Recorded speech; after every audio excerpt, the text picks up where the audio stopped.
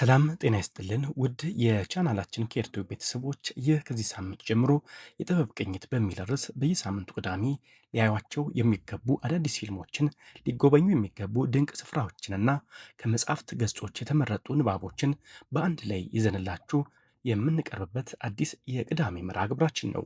ቅዳሜ አእምሮን የምናዝናናበት፣ ወደ ኋላ ተመልሰን ታሪካችንንና ጥበባችንን የምንቃኝበት ልዩ ቀን ነው።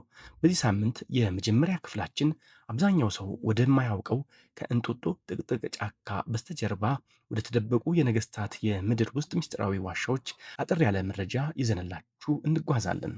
አብዛኛው የአዲስ አበባ ነዋሪም ሆነ ጎብኚ የእንጦጦን ተራራ፣ ቤተ መንግስቱን ወይም አዲሱን ፓርክ ብቻ ነው የሚያውቀው።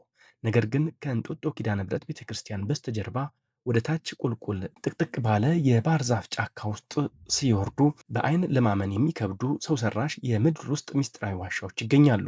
እነዚህ ዋሻዎች ብዙ ያልተነገረላቸው እውነተኛ የሀገራችን ድንቅ የታሪክ ምስጢሮች ናቸው። ታሪኩን ወደኋላ መለስ ብለን ስናይ በአጼ ምኒልክና በንግስት ጣይቱ ዘመነ መንግስት ይጀምራል። አጼ ምኒልክ መዲናቸውን እንጦጦ ላይ መስርተው በነበረበት ወቅት እነዚህ ዋሻዎች በዘመኑ በነበሩ የሀገር በቀል መሐንዲሶችና ወታደሮች በጥንቃቄ የተቆፈሩ ናቸው።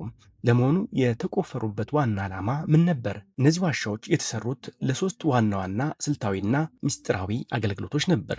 አንደኛ፣ የጦር መሳሪያ ማከማቸት። ነገስታቱ ከውጭ ሀገራት ያስገቡትና በሀገር ውስጥ የሰሩትን ጠመንጃዎች፣ ጥይቶችና መድፎች ከጠላት ዓይን ለመሰወርና ከዝናብ ለመጠበቅ ነበር በዚህ የምድር ውስጥ ዋሻዎች ውስጥ ያከማቹ የነበረው።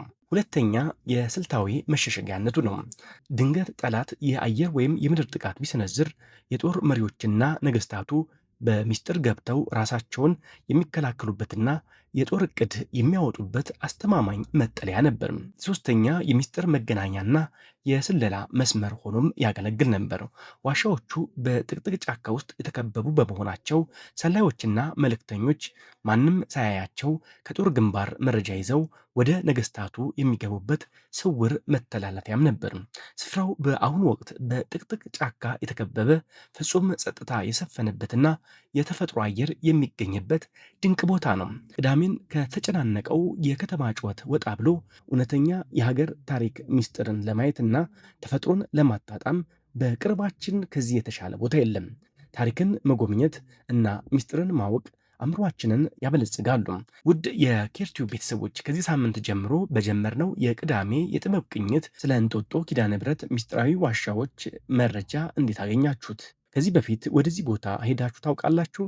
አስተያየታችሁን ኮሜንት ላይ አስፍሩልን። ቪዲዮውን ከወደዳችሁት ላይክ እና ሰብስክራይብ በማድረግ ለወዳጅ ዘመድዎ ያጋሩት። በሚቀጥለው ቅዳሜ በሌላ ውብ የጥበብ ቅኝት እስከምንገናኝ ኬር ይሁን።